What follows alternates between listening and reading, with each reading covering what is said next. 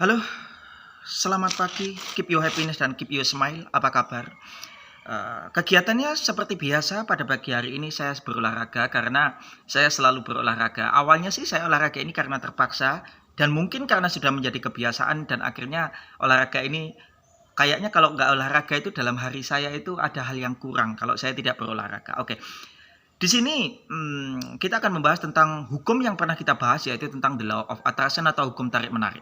Nah, kemarin sudah kita bahas bahwa hukum tarik-menarik ini adalah hukum di mana bisa mewujudkan semua keinginan manusia. Apapun yang kita inginkan bisa kita capai dengan the law of attraction ini. Nah, saya mengenal hukum the law of attraction ini pertama adalah dari buku The Secret, The Law of Attraction karya Rhonda Byrne, dan buku itu sekarang sudah mendunia, sudah banyak sekali orang yang memilikinya sehingga ilmu The Law of Attraction ini terkenal di mana-mana. Mungkin saya adalah termasuk salah satu di antaranya yang sudah terlambat mempelajari ilmu ini. Karena ilmu ini jujur sangat berguna dalam hidup saya, terutama dalam mengelola batin saya, mengelola perasaan saya. Tentu untuk hal-hal kecil sangat banyak sekali berguna dalam hidup saya. Dan untuk hal-hal besar, jujur saya belum mendapatkan tentang hukum the law of attraction itu. Di situ disebutkan ada orang yang bisa mendapatkan uang bermiliar-miliar itu dengan hukum the law of attraction ada. Dalam contoh ada. Ada juga orang yang mendapatkan uang 100 juta dengan the law of attraction ada.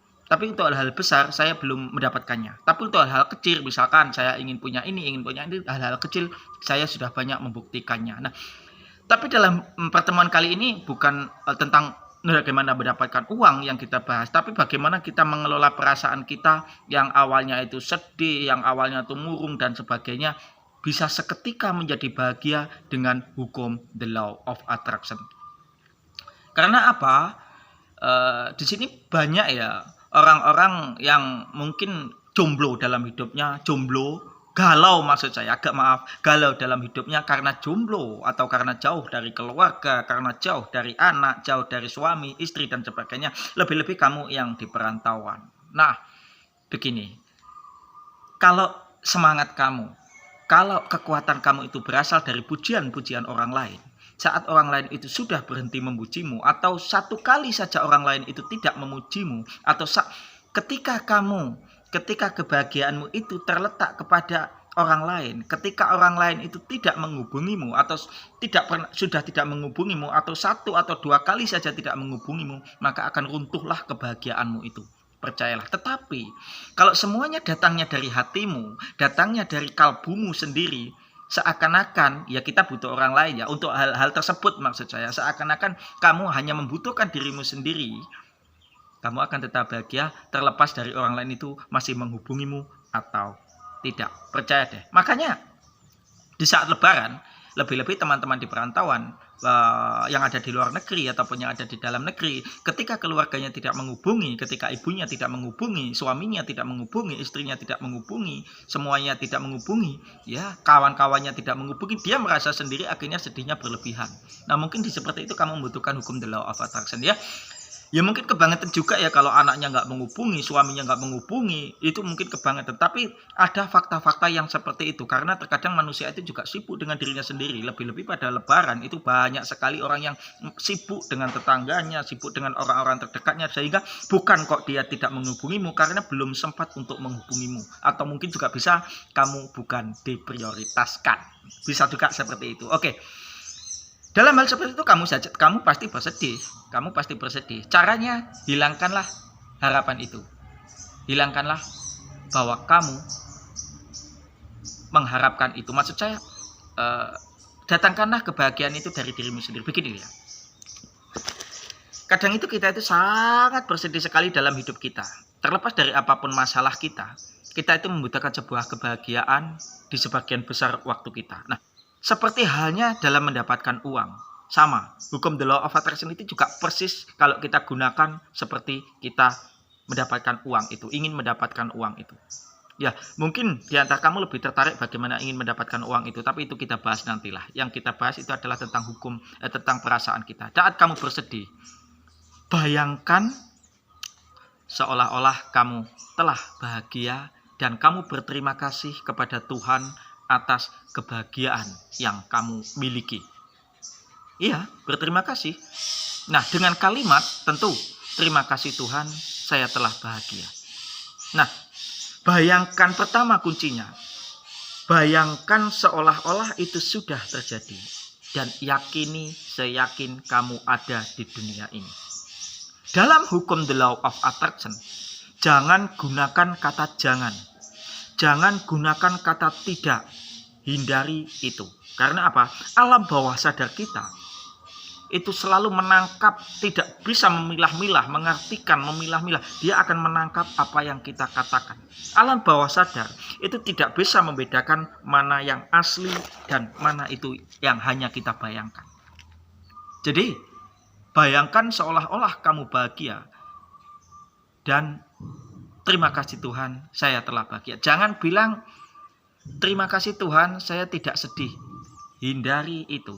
Alam bawah sadar kamu justru akan menangkap kamu tidak akan bahagia. Karena ada kata tidak. Hindari itu. Dalam mendapatkan uang, the law of attraction pun juga seperti itu. Hindari kata tidak ataupun jangan. Misalkan kamu ingin kaya, mendapatkan uang 50 juta. Terus, kamu jangan berkalimat bahwa terima kasih Tuhan saya tidak miskin lagi. Itu nanti kamu akan miskin. Karena alam bawah sadar ini tidak bisa menangkap. Kalau begitu, ubahlah kalimatnya menjadi terima kasih Tuhan, saya sudah kaya. Atau terima kasih Tuhan, saya sudah mendapatkan ini, itu, apa yang kamu inginkan tentunya. Itu cara menggunakan the law of attraction. Sekali lagi, untuk hal-hal besar saya belum bisa membuktikan ya friend. Untuk hal-hal kecil banyak sekali yang terbukti dalam hidup saya, termasuk keuangan saya. Untuk hal-hal yang kecil itu sudah terbukti. Sedikit saya singgung kenapa saya belum membuktikan untuk hal-hal yang besar. Karena jujur saya tidak bisa menerima sesuatu itu kalau tidak masuk logika saya. Sehingga saya selalu menanyakan dari mana jalannya, dari mana caranya. Sedangkan Allah, sedangkan Tuhan punya beribu-ribu cara, punya bermiliar-miliar cara, punya banyak cara yang tidak bisa terkadang masuk dalam logika kita.